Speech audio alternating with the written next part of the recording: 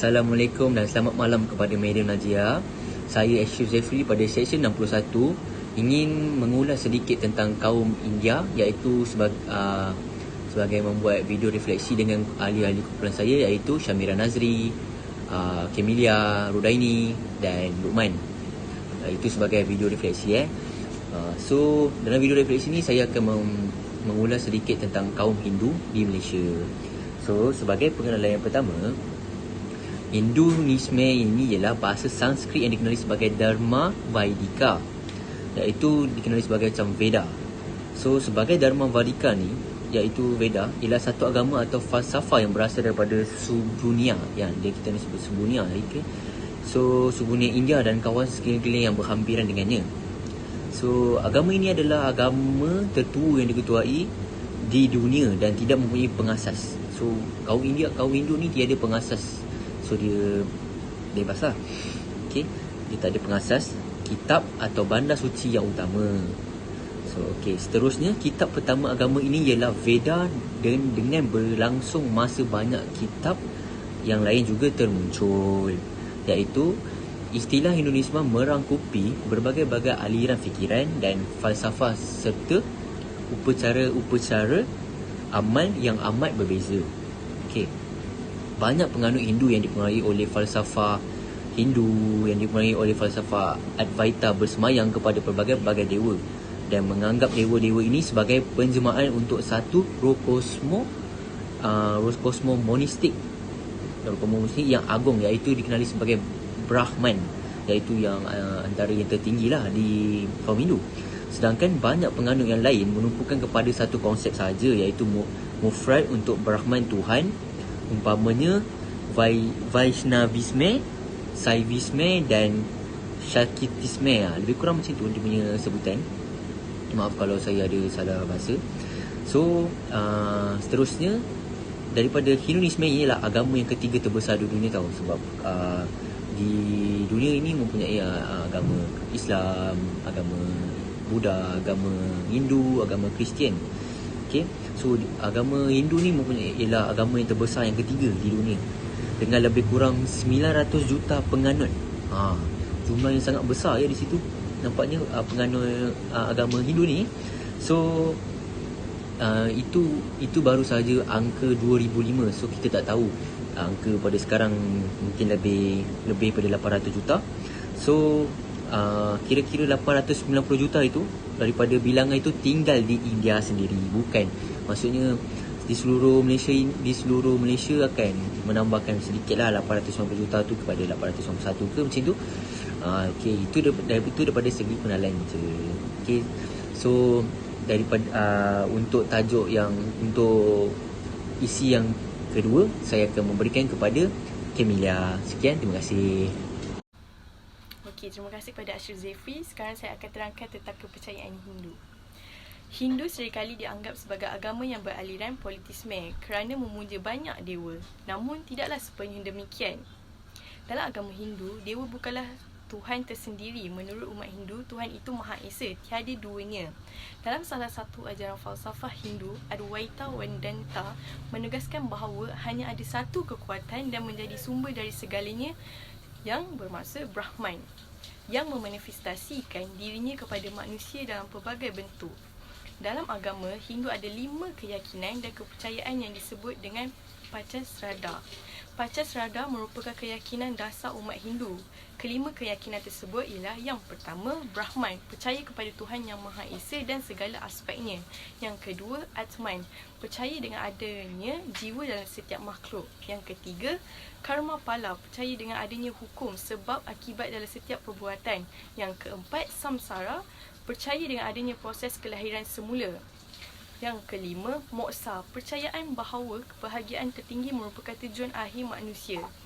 Sekarang saya akan menerangkan agama Hindu. Agama Hindu telah terpelihara sejak zaman Veda lagi dengan idea bahawa Tuhan Brahman wujud dan boleh dialami secara mendalam dengan mencapai keadaan kesedaran transenden. Mereka percaya dengan kitaran kelahiran, kematian dan kelahiran semula samsara, di mana sistem ini bergantung dengan amalan-amalan iaitu karma seseorang itu yang akan menentukan kehidupan seterusnya di alam yang lain.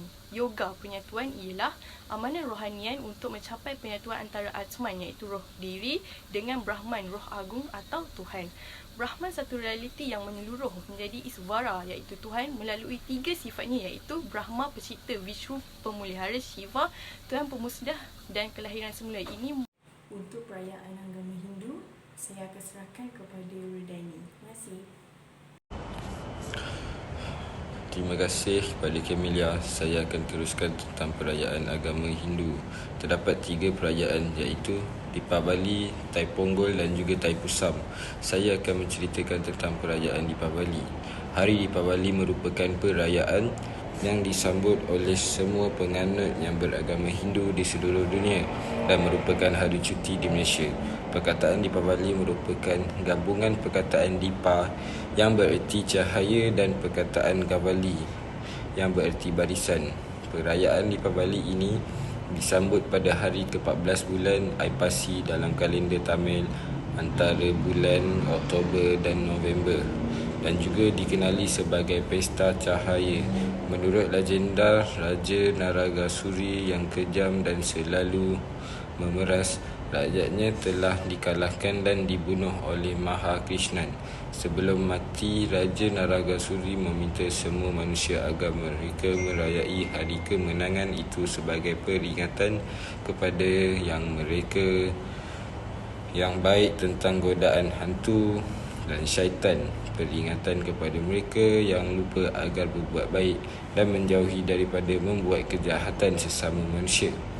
Pelita yang dipasang dalam barisan dapat dilihat dinyalakan di rumah penganut Hindu bagi melambangkan kejayaan, kebaikan mengatasi kejahatan yang dirayakan sebagai perayaan Deepavali. Pada pagi Deepavali, penganut Hindu akan menjalani mandi minyak yang melambangkan penyucian badan dan semangat. Selepas upacara penyuciannya melambangkan permulaan yang baru, penganut Hindu akan mengunjungi kuil di mana patung dewa Hindu akan dikalungkan dengan kalungan bunga. Pada pintu masuk rumah penganut Hindu, hiasan kolam seperti hiasan bungaan halus yang dilakarkan di atas tanah yang biasanya diperbuat daripada bijiran pelbagai warna akan diletakkan.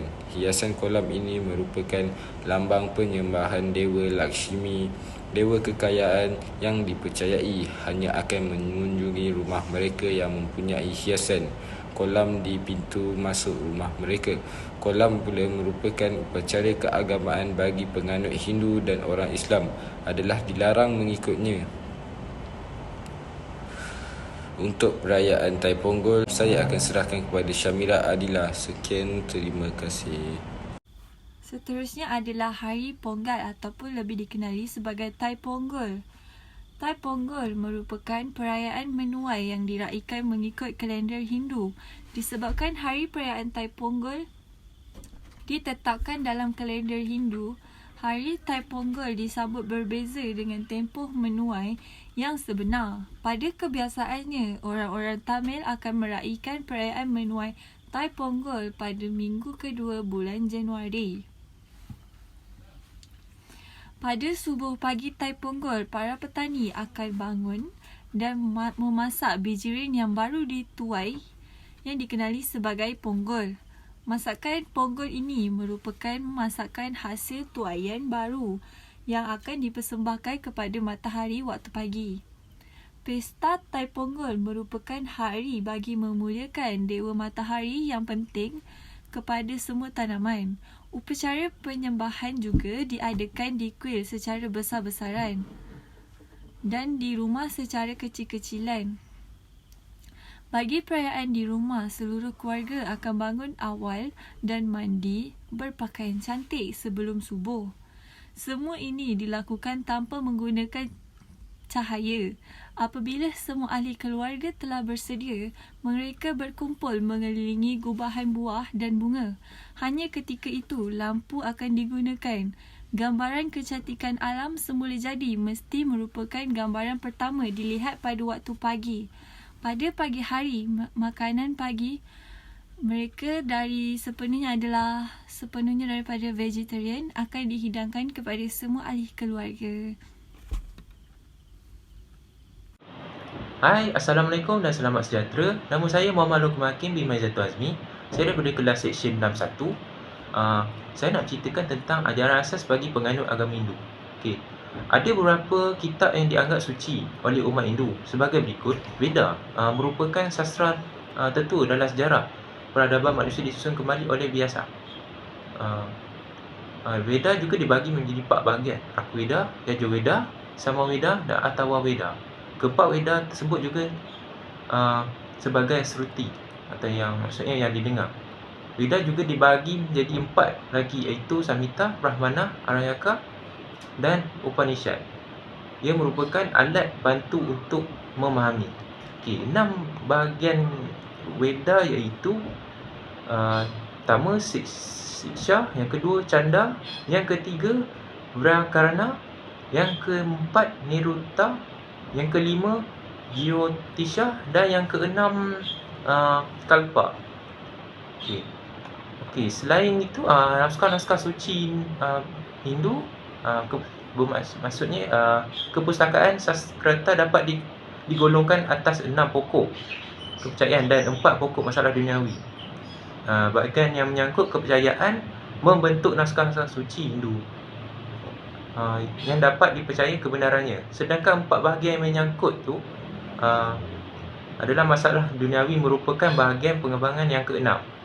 Okey, kitab Veda juga merupakan naskah suci pokok dari agama Hindu.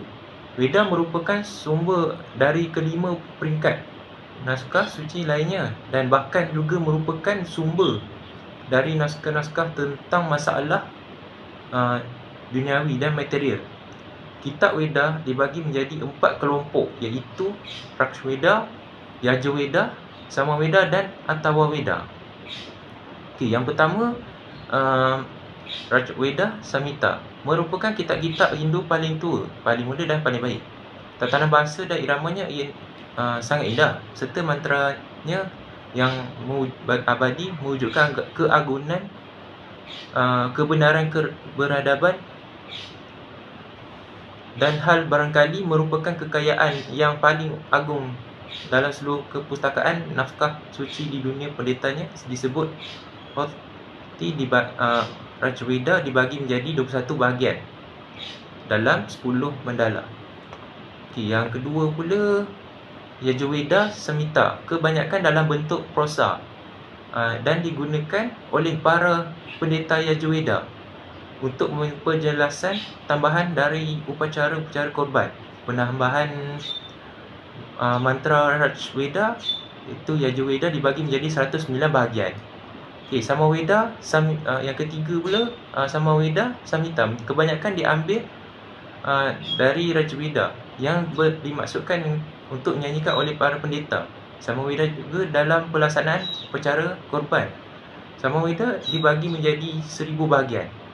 Yang keempat Atharvaveda Samhita dipergunakan oleh pendeta Atharvaveda untuk membetulkan salah ucapan dan pelaksanaan yang mungkin terjadi tanpa disengaja oleh ketiga pendeta lainnya dalam upacara korban. Atharvaveda menjadi 50 bahagian. Jadi jumlah Veda tu maksudnya seluruh dibagi menjadi 1180 bahagian. Okey, dan akhir sekali kitab-kitab Brahmana dan Aryaka, ada 2 kitab Brahmana dari Rakveda iaitu Attareya dan Sakayana. Kitab Satpatha Brahmana menjadi milik dari Sukayajur Veda. Yajurveda memiliki Taittiriya dan Matravana Brahmana, dan kitab Tadya atau Pancavisa. Dan Upanishad Brahmana merupakan milik dari Samaveda. Kitab Brahmana dan Atharvaveda disebut Gopatha. Setiap kitab Brahmana memiliki sebuah kitab Aranyaka. Okey, terima kasih kepada yang membaca tadi. So, hari ini saya akan menceritakan sedikit penutup agama Hindu dan Buddha. Mereka memiliki beberapa kesamaan yang cukup banyak. Di antaranya fakta bahawa kedua agama ini tumbuh dan berkembang pertama kali di India. So, diorang kira yang pertama kali lah. Selain itu, agama Hindu dan Buddha merupakan agama tertua di dunia. Itu kalau mana tahu. Samadhi dalam kedua agama ini adalah merupakan sebuah ibadah yang harus dijalani setiap pemeluk agama tersebut.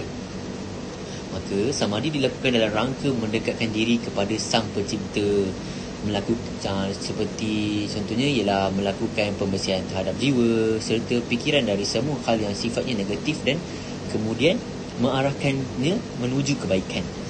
Inilah maksud samadhi. Samadhi baik dalam agama Hindu maupun Buddha memiliki kesamaan dalam hal definisi. Maksudnya kiranya diorang punya maksud tu adalah sama dalam maksud ni sebab tu sama. Okey, seterusnya berasal daripada bahasa Sanskerta iaitu SAM, SAM yang bererti kumpulan, persamaan, gundugan, timbunan, sedangkan D yang bererti pikiran, ide-ide atau budi. Maaf dunia ni secara etimologi samadhi bererti pemusatan atau kumpulan fikiran yang ditunjukkan pada objek tertentu, sehingga samadhi atau meditasi bererti pemusatan fikiran atau konsentrasi pada satu objek. Fikiran benar-benar dikenalikan dan diarahkan pada satu sasaran, keterpusatan pada satu titik yang baik. Oleh itu sebuah objek yang mudah untuk dipegang. Contohnya dengan hal tujuan ini, samadhi dalam agama Buddha ditunjukkan untuk membebaskan diri daripada duka atau penderitaan, untuk menghapuskan sifat-sifat negatif daripada diorang punya hati. So dengan ini dia dapat mencapai ketenangan batin, samatha, bhavana, iaitu bermaksud mendapatkan pandangan terang, vipassana, bhavana dengan menghancurkan kekotoran batin serta untuk mencapai arahat. Sedangkan dalam agama Hindu, samadhi ditujukan untuk mencapai moksa, iaitu kebebasan abadi, dengan menyatukan menyatukan mereka dengan Tuhan. Selain itu juga ditunjukkan untuk mengikis sifat-sifat buruk yang ditumbuhkan dengan kemurnian hati, membebaskan diri daripada keterikatan keduniawaan dan karma buruk serta ketenangan atau hening dalam kesadaran atma. Okey. Di sini inilah sedikit penutup untuk kaum Hindu. So ini saja daripada kumpulan kami. Sekian, terima kasih dan Assalamualaikum. Bye.